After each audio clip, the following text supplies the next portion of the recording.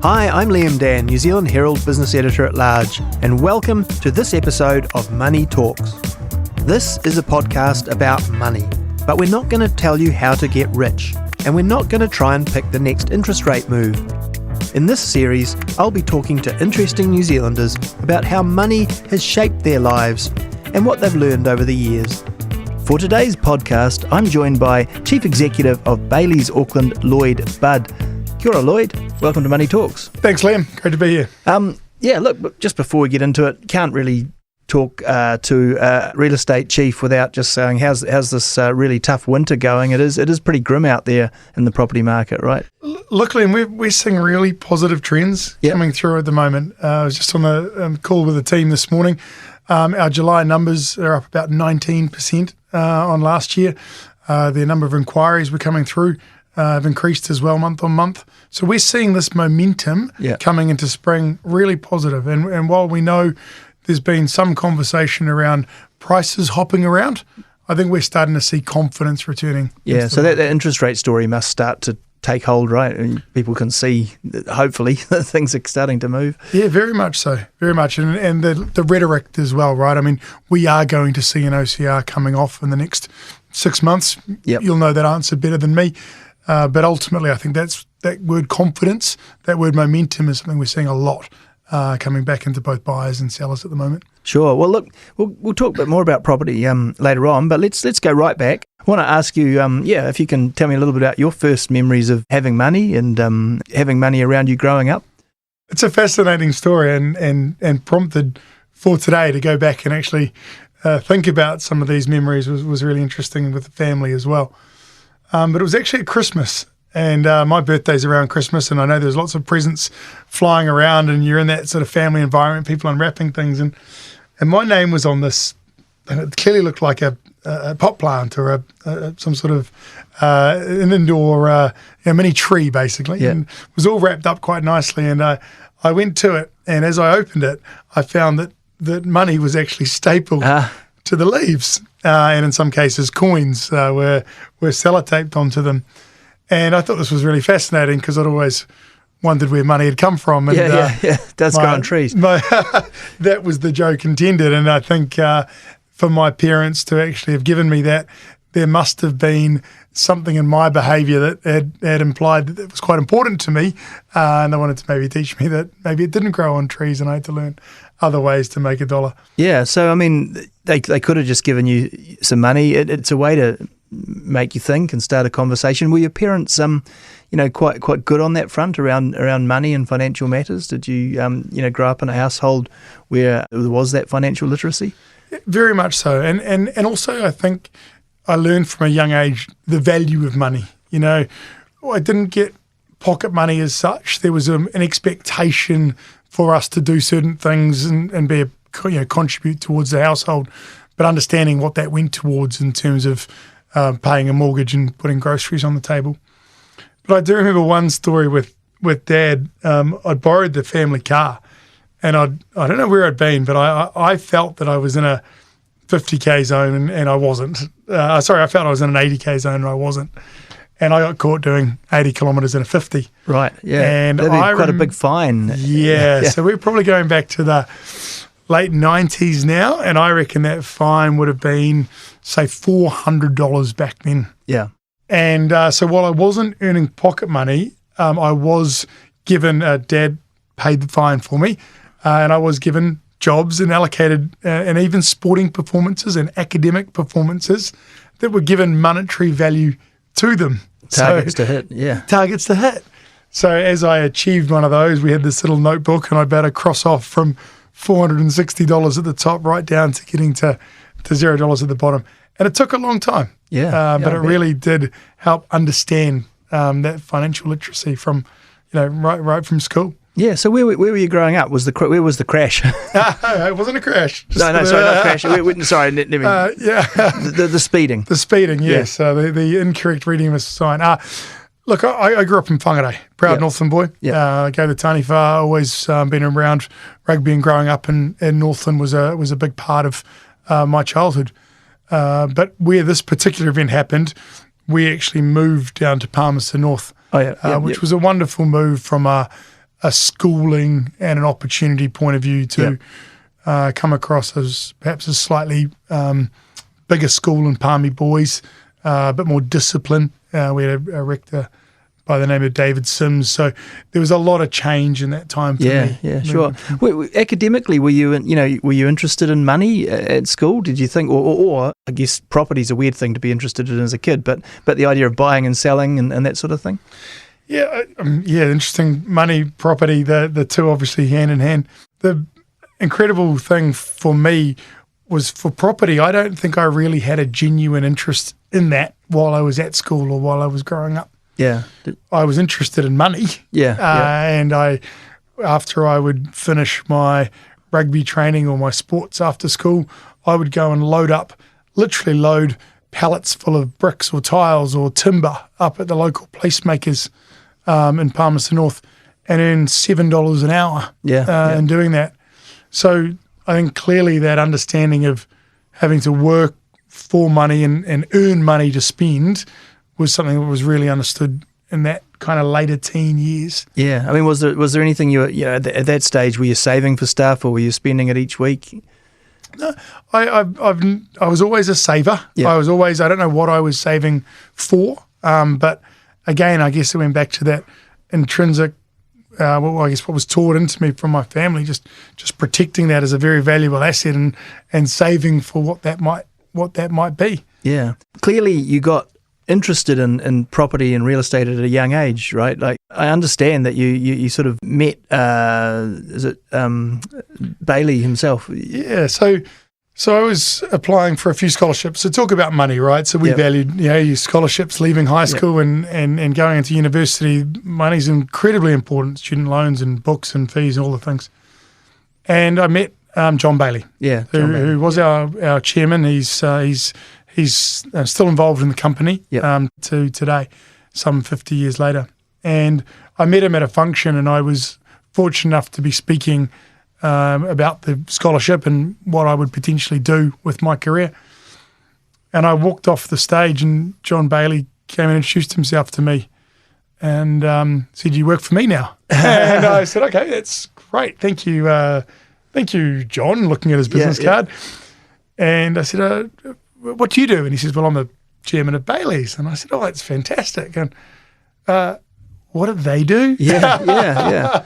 So here I am at 17 years old with no clue of real estate to even know. Yeah. A brand such as the Bayley family. Well, I mean, there isn't that much of a reason unless you I don't know what your parents were doing, but unless you grow up in it to know how that whole property sector works, right? Well, correct. And I think it's something we talked about, financial literacy. And I think we do learn about demand and supply in schools. We do learn a lot about the basics of that. But, property is people's biggest purchase that they maybe their biggest decision they'll make in their lives. And generally, we're not preparing people well enough for it as they go in to make those decisions. Yeah. I mean, I'm talking to an expert here, but the number of New Zealanders that own their homes is declining every year, right? Yeah. I think your last stats had them at 56% of New Zealanders own a home. I'd love to have more literacy and more planning to help people get that pathway towards home ownership. Sure, yeah. So when you were standing on the stage and doing your speech, what before you'd met John Bayley, what were you thinking of doing and what were you talking about at that point? Honestly, I just don't know. I mean, you're 17 years old, right? There was definitely an attraction towards a sales or marketing or career where you could use those skills. Yeah. And obviously the real estate opportunity is one that meets sales and marketing with, puts all that to the test in front of a customer every day. Yeah, sure. I mean, did you take him up on it? Did you start working for them that early? I literally did, Liam. Yep. This would have been November or December in the year 2000, and I started work in January 2001. Wow. And did you go straight in as an actual... You've got to train a bit for a real estate agent, but how did you go in? Did you go in and start selling? Or? Yeah, so I was still studying. So I was doing my degree while I was working for the family. So you can't actually conduct real estate sales and those sort of things. But within our company, we had a research department. And my very first job, I'm looking around the Auckland CBD, just pointing outside at the moment, there's some 1.2 million square metres of real estate in the Auckland CBD. Wow.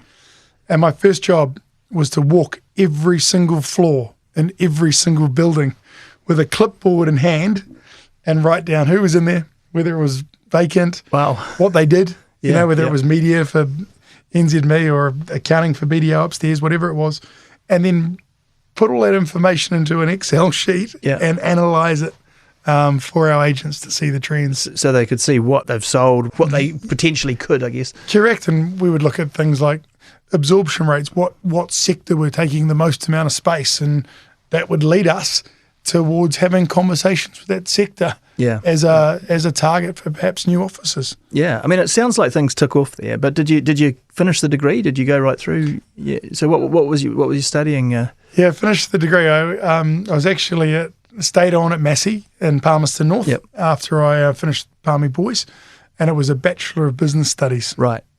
And through the Massey curriculum, you do a property major, but I also did a business, a management major as well. Right, yeah. So quite different to, say, Auckland University, that's purely a property-focused course that Dr. Deborah Levy runs here. Yeah, I mean, it sounds like you're quite into sports. Did you keep playing rugby and keep the sports going through that? No. That's a short answer. Look, I think, we're on a Money Talks podcast, and that was the answer for me. I was never as talented as others in my class. I was never as talented as others in my family. My brother went on to captain Italy in the Rugby World Cup in Japan in 2019.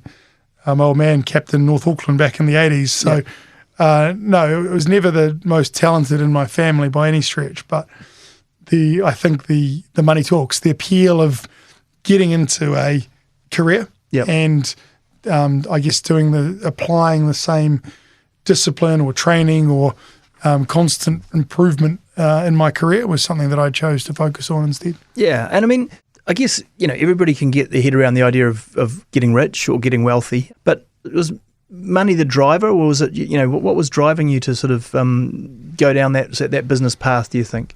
Yeah, it never has been money as a driver, and I still don't think it is now. I think it was about, seeing that you could, no different to sport or no different to so many other things, that you could set a goal and be able to control or try to corral a whole bunch of independent resources to achieve a common outcome. Yeah. And I think there's that satisfaction in being able to do that. Put it all together, yeah. And the outcome might happen to be that we earn a commission. The outcome may be that someone gets a fantastic result for selling their property. But the pathway or the customer journey to get there is what really excited me. Yeah. And it's fascinating to think, isn't it, to sell one property, how many touch points, how many resources, how many things have to go right for that to happen. In the right order, and and I guess things that can go wrong. But and so did you start selling as soon as you could? And I mean, you become a qualified real estate agent as soon as you got out?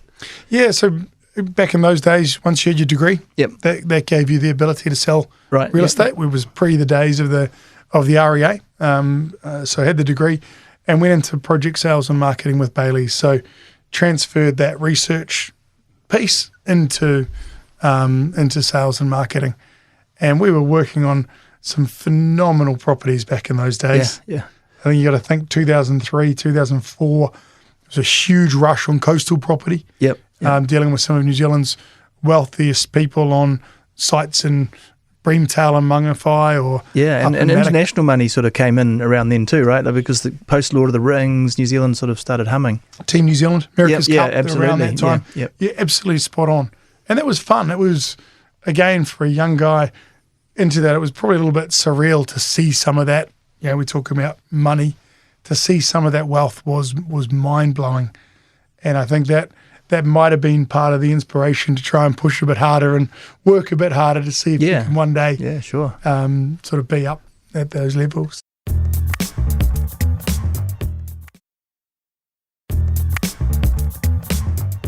Did you focus on getting your own property earlier? You're not one of those, we have the stories in the Herald every now and then, the kid who's got their first house together at 19 or something like that. Wasn't quite 19, but it was definitely a goal of mine. Yeah. In fact, my first home was up in Whangarei. So as Yep. I said, born and bred up north, and it was an opportunity through work that had taken me to have a lot of interest up in Whangarei. And I bought my first home for around about, I think it was $327,000 Wow, yeah. in 2005, I want to say. And, it seems mind-blowing to think of those numbers now with where Yeah, median yeah. house prices are and what's going on. Yeah, I mean, I'm old enough to remember when 400,000 suddenly seemed like a big amount for an Auckland house. That's like I remember living in a house on Williamson Ave near Ponsonby Grey Lynn, and hearing that the place I was living in was worth 400,000 and thinking, gee, it's probably worth 10 times. It's probably worth 4 million now. Keep in mind also, Liam, that 2005, I was probably paying close to 9%. Yeah, that was rough, right? Until the GFC could have pulled the carpet out, and then it was rough for other reasons. That's right, and I'm hearing rates now, stabilising. I think some of the main banks have got rates around 6% for long-term money at the moment. I think we probably have to adjust our expectations on what sustainable interest rates are in terms of supporting that market. Yeah, absolutely. So how did you go through the GFC then? Because you would have been, all go, and then there was a big crash in 2007, 8, 9. So through more good luck than good management, I happened to sell a business interest I had in a Bayleys franchise in 2007. Right, yeah. And got a one-way ticket to Dubai. Yeah. So just to jump back a little bit, you already had a stake in a franchise pretty early on. That's right, yeah. When I was talking about that interest back in Whangarei, Yep. I was fortunate enough to have a 45% share Yep. of Bayleys in the north. I was 23 at the time, Yep. which was quite a... There must be, it's got to be some sort of record. Yeah, I'm not sure that... No one's keeping a score, so no one knows. But They were very... through, as I say, more good luck than good management, my business partner and I saw a different future. And I remember speaking with John Bailey, JB, our chairman, and I said, mate, I love the company.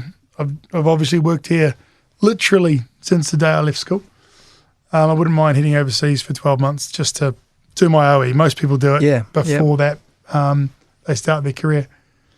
And so fortunate for me, I was actually in Dubai when the GFC hit. Yeah, and I guess that was a little bit buffered. That was sort of booming right through to some extent. Absolutely spot on. And Dubai changed a lot on the back of the GFC because it was different money that came in afterwards. But as you say, because of the diversity of people there, where the wealth was coming from, literally all over the world, it sustained a pretty good momentum through that 08-09 period and ended up being a great place to grow your career. Yeah, so you were selling property there as well? Yeah, I actually went on the development side for a look under the hood to see what the development world was like. I was an incredible sort of random story on maybe not so much money talks, but I was in one of my projects was in Syria. Wow, yeah. And back in those days we had the BlackBerry, obviously, and they had an app on there called SOS, and one day this thing starts beeping, and it turns out that our sales centre was quite liked by the rebels who were looking to attack Damascus. Oh, wow. And they turned up one day and took over our sales centre. So part of my real estate career, part of my job was to help relocate about a dozen or so families from Syria into other parts of the Middle East. Wow, yeah, that's high stakes stuff, really. During the Arab Spring in 2011. Yeah. So you were there, you're obviously there for a while in the end. Ended up, my 12-month OE lasted about 5.5 years. Yeah. Always stayed in touch with the family, the Bailey family back here. But I think that career opportunity and the scale of what the Middle East offered was something that I was really appealing to me. And it was one of those things that I never ever planned for. You never ever said you'd be here for that long or do that. But as the opportunities presented themselves, it was the right thing for us to stay and make the most of them. Yeah. So you came back sort of around 2012 or so. No, we were there for about 6 years. So All right. 2015, we came back. My wife and I were, we got married in New Zealand, but while we were away, Yep. and my daughter was actually born in the American hospital in Dubai in 2013. So, yeah, we had a huge life-changing experience in the Middle East. So was it a little bit that lifestyle that you missed, like coming back to New Zealand, looking for the Kiwi life? Absolutely spot on. Yeah. You know, we talk about it a lot around, you know, it's getting in the boat. It's going to spend time with family. I think there's something really special about that New Zealand lifestyle that, you know, ultimately we all, you know, want to spend as much time as we can on a beach or on a boat or whatever, and that was a huge appeal for us. Yeah. Okay, before I ask you a few of our quick fire questions, I'm keen to dig a bit more into the property thing, because, you know, it is a fascinating topic, and it is, in a way, it is a kind of a national obsession. Maybe after rugby, it might be a biggest national obsession. You talked about trying to get those home ownership numbers up. You know, are there things when you look at it, I guess I'm thinking about tips or advice for the way people should approach getting on the property ladder, and also some of the pitfalls to watch out for. Yeah, it's something we obviously get asked a lot, and I go back to, you know, that confidence and that momentum piece. I think we can all get lost in the noise over what a Rhines index has done over 1 month, or particularly what a price is doing, hovering around +2, -2% here or there. I think the biggest tip for buyers is what can you afford? Have a really sensible look at a long-term rate, 5-year money. What can you afford to, which will set yourself up for not only your own future, but literally generations to come. Yeah.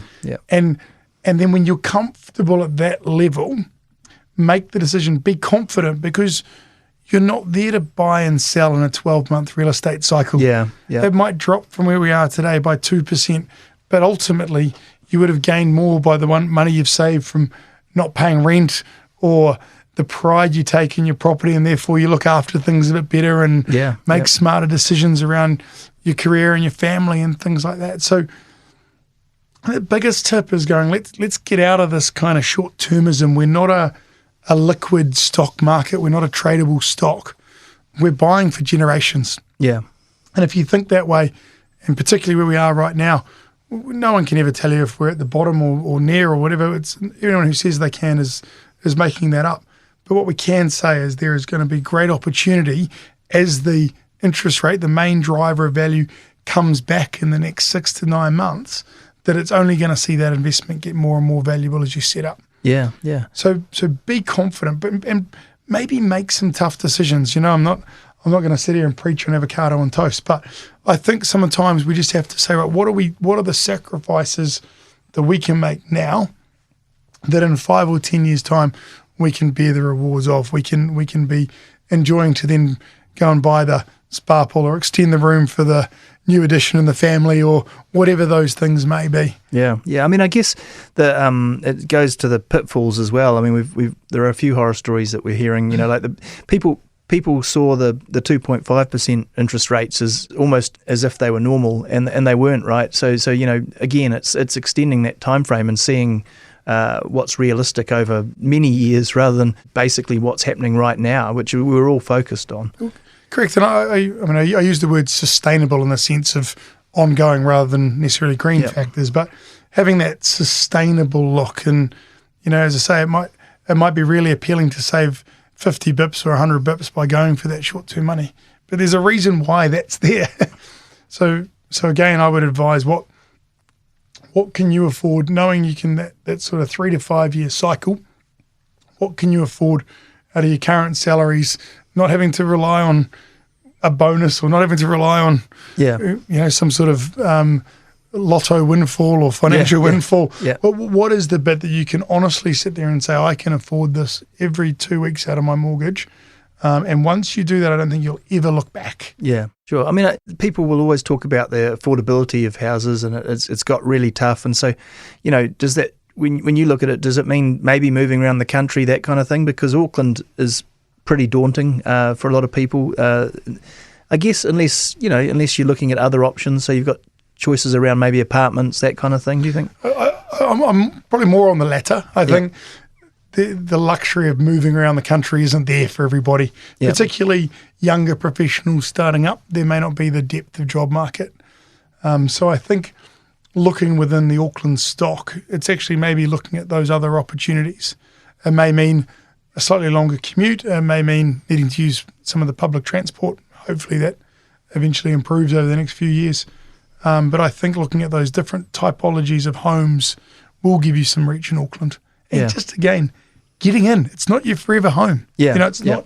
You don't have to think, oh, well, I'm not going to be in. That's fine, but start on the ladder to get things moving. Yeah, I guess there's a trap in looking at the home that you want to end up in and going, oh, that's just far too expensive. I can't imagine ever getting there, right? So you've got to get started. I think so, and I think about my own personal situation as well. You're sort of always going to be wanting something different. Or maybe the kids have left home. Maybe there's a new addition to the family. All these things will naturally change what you look for in a home. So don't try and second guess your own self in 5 years' time. I think, as I say, as long as you can afford it, and I mean afford out of your current salary or your family income, that's what we're looking for. Not going, oh, if this year we do this and this. That's the pitfall I think we've got to all stay clear of. Well, one of the things I always think is, a marker of the very wealthy and the people who are successful in business is actually acting. I mean, actually doing the thing, because we spend a lot of time talking about it and thinking about it, but at some point you have to just get out there and do it. I suppose, is it, to some people it might even be daunting, just the very process. I mean, does Bayleys and real estate agents sort of open to just talking to people and explaining how because the paperwork and all that sort of stuff can be quite daunting? Of course it can. And as we said, it's the biggest decision that someone will ever make in their life. So we like to get alongside people early, and we sort of talk about it as match fit. I seem to have a lot of sports references, but we will take someone along to an auction that a property they're not interested in. But just to go and sit in the room and go, hey, this is what's happening. This is the vendor, the auctioneer now is calling for an opening bid. This is what that means. This is the process. That guy there, he's on the phone to someone bidding. They're watching online, and these are the documents that they're going through to set a reserve or to maybe change terms for a slightly, maybe delay the deposit by 2 weeks or subject to some other term. And as you do that more and more, they gain confidence in the process, which then means they're match fit, ready to buy when their ideal property is there. And there's nothing worse than seeing that property and not being ready. You haven't spoken to the bank, you haven't got a valuation, haven't got your ducks in a row, because it's going to take you 2 weeks or something, and you might miss it. Spot on. Absolutely spot on, Liam.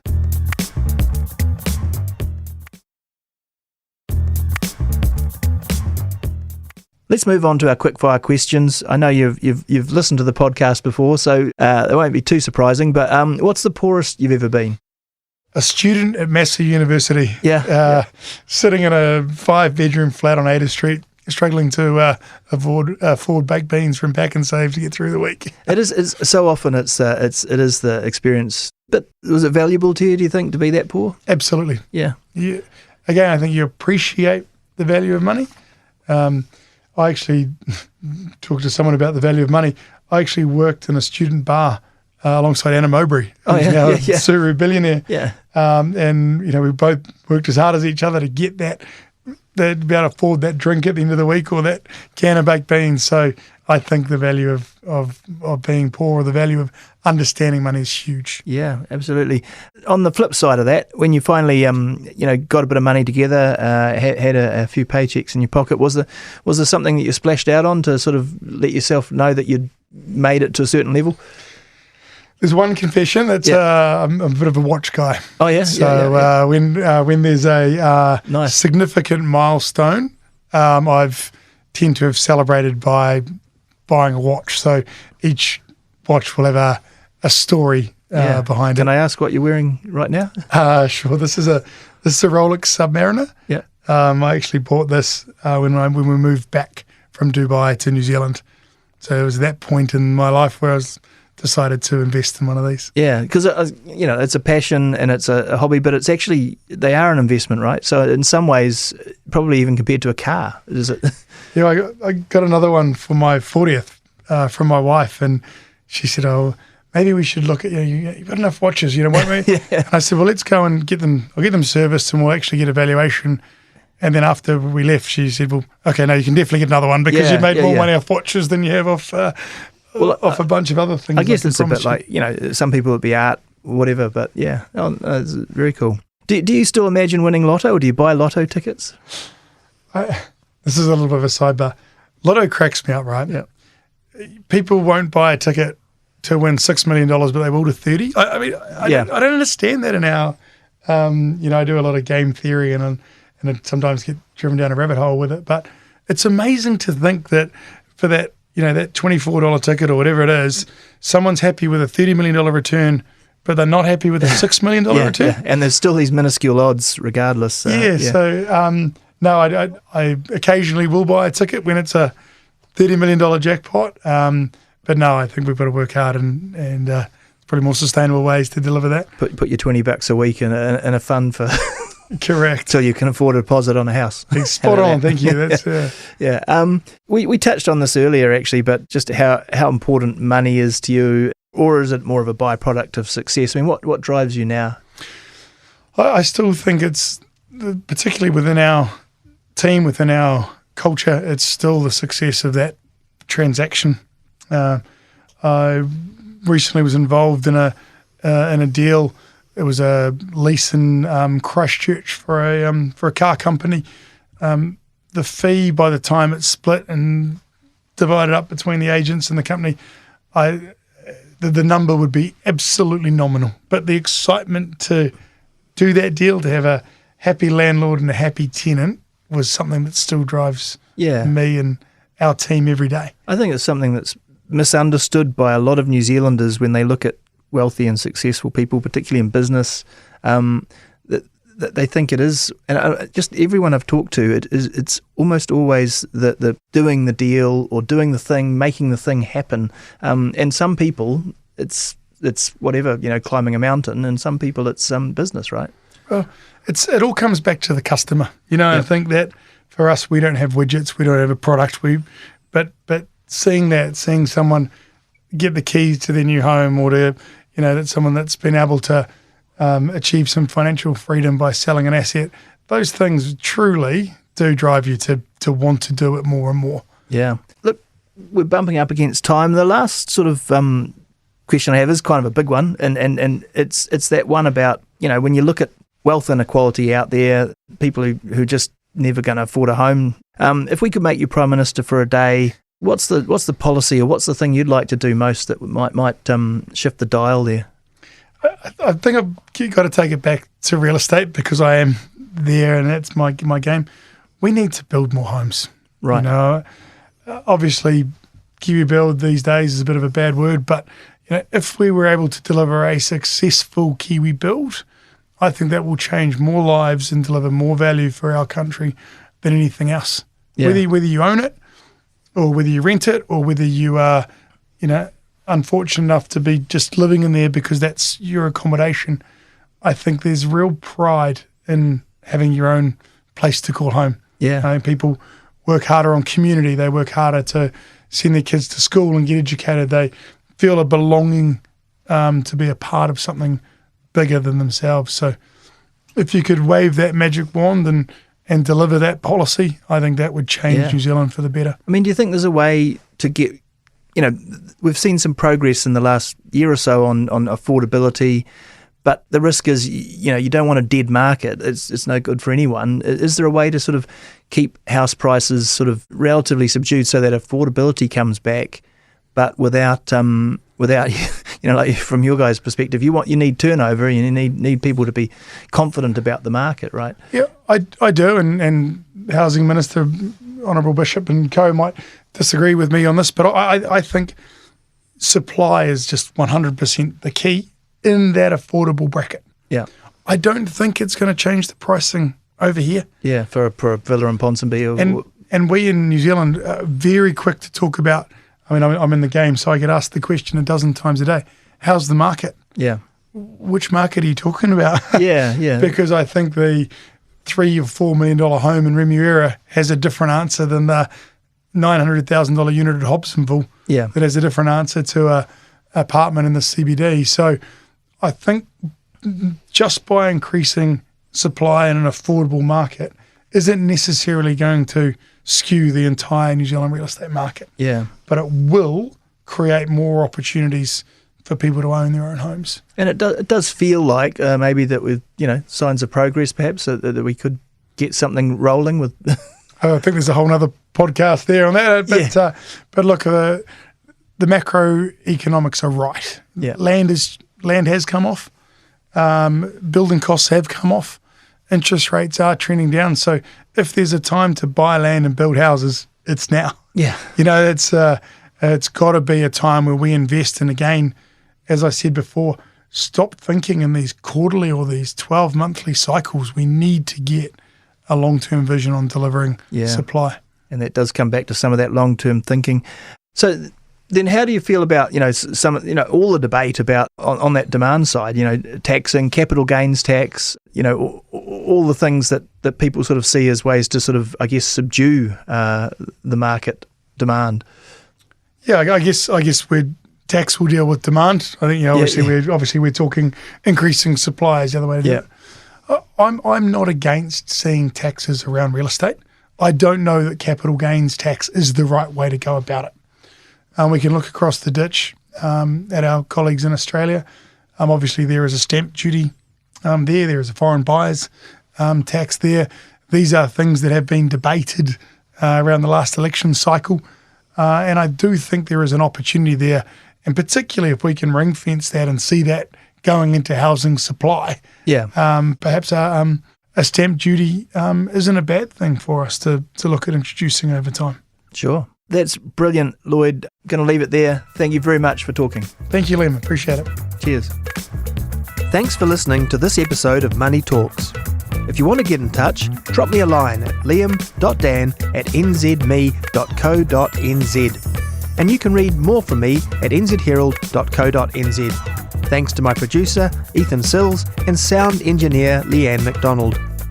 Follow Money Talks on iHeartRadio or wherever you get your podcasts, with new episodes available every Thursday.